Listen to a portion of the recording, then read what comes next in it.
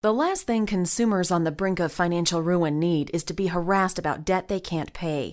According to the Federal Trade Commission, debt collection issues make up 10%, or 180,928 complaints of all issues brought to them in 2011, second on the FTC's list. Since companies go as far as trying to collect from people not even living, what can consumers do?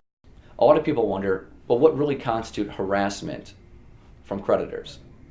Well, if you're being harassed by creditors at times or at different locations, or if other people are being harassed for the collection of your debt, they're going a little too far.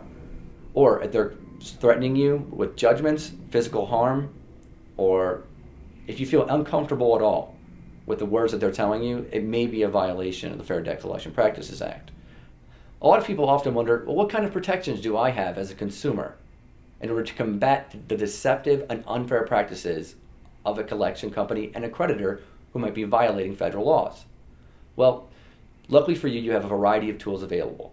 You have the Fair Debt Collection Practices Act, the Fair Credit Reporting Act, the Fair Credit Billing Act, and as well as the Truth in Lending Act.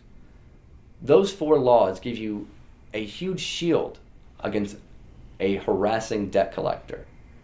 Any violation of the Fair Debt Collection Practices Act is $100 to $1,000 per violation. So anytime they're calling you before 8 a.m. or after 9 p.m., that is a $1,000 violation of the Fair Debt Collection Practices Act. If they're calling your work and they're not supposed to be calling your work, you have expressly told them not to call your work, that is a $1,000 violation. You can sue in federal court and sue them for any violations. So how do you know when you think you should be thinking about filing for bankruptcy? Well, in my experience, there are a lot of people who should be filing bankruptcy and they just don't know of its protections. But a lot of times bankruptcy is by far the best solution for somebody who is straddled with a large amount of debt. A Chapter 7 bankruptcy filing makes sense because you get what's called an automatic stay. As soon as you file for Chapter 7 bankruptcy, you will be given an automatic stay by the bankruptcy court. And what does the automatic stay do?